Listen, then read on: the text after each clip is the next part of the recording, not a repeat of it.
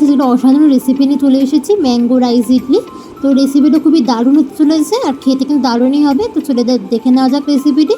প্রথমে দেখো গোবিন্দভোগ চাল নিয়েছি, চালটাকে আমি সারা রাত ভিজিয়ে রেখেছিলাম। তারপর দিয়ে দিচ্ছি সুজি, দিলাম 1 বাটি টক দই, দিয়ে দিলাম 1 কাপ চিনি, দিয়ে দিলাম নুন। এবার মিক্সার মেশিন একটু ঘুরিয়ে নিলাম, দিয়ে বড় বলে ঢেলে দিলাম।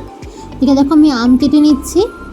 আমি আমটাকে একটু ছুরির সাহায্যে কেটে টুকরো টুকরো করে বের করে নিচ্ছি। তোমরা সরাসরি চামচ দিয়ে বের করে নিতে পারো। আর জানো তো, এর মাঝখানে মিক্সার মেশিনটা খারাপ হয়ে গেছিলো, তাই আমাকে এরকম করেই বের করে নিতে হয়েছে আমটা।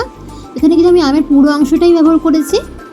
তবে তোকে কড়াইতে দিয়ে দিলাম আমটা একটু ফুটে এলেই আমি দিয়ে দেবো তার মধ্যে 2 চামচ চিনি।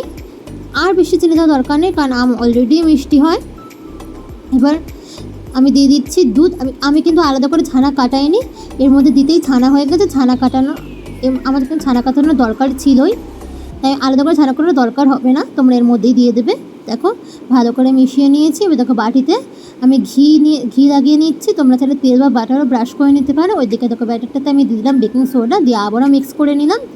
এবারে ওপর থেকে আমি আস্তে করে দিয়ে দিলাম ব্যাটারটা, হাফ দিয়েছি। এবার ওপর থেকে দিয়ে দিচ্ছি আমি আমার ছানাতে যেটা বানিয়ে রেখেছিলাম সেটা আমি আবার ওপর থেকে ব্যাটারটা দিয়ে দিলাম, ইডলি ব্যাটারটা দিয়ে আমি ট্যাপ ট্যাপ করবো না, দিয়ে আমি আস্তে আস্তে করে স্টিমে বসিয়ে দেবো বা ভাপে বসিয়ে দেবো। দেখো একটা রেখে আমি থালা বসিয়ে আমি ভাপে বসিয়ে দিয়েছি, দিয়ে ঢাকা দিয়ে আমি রান্না হতে দিয়েছি। দেখো কত ফুলেছে আর দেখতে কত সুন্দর হয়েছে। এবার আমি একটা টুথপিক ঢুকিয়ে দেখে নেবো যে পারফেক্টলি কুক হয়েছে কিনা। দেখো এটা কিন্তু একদম পারফেক্টলি কুক হয়ে গেছে। আর এটা কিন্তু বের করা খুবই সহজ, দেখতেই পাচ্ছ আমি নর্মালি হাত দিয়ে বের করে নিয়েছি।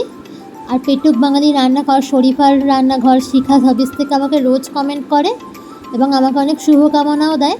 তার জন্য ওদের সবাইকে অনেক অনেক থ্যাংক ইউ। যাদের নাম নিতে পারলাম না তারা আমাকে ক্ষমা করে দিও, আমি অন্য ভিডিওতে তোমাদের নাম অবশ্যই নিয়ে নেব। দেখো আমি তোমাদেরকে কেটে দেখাচ্ছি যে কত সুন্দর হয়েছে।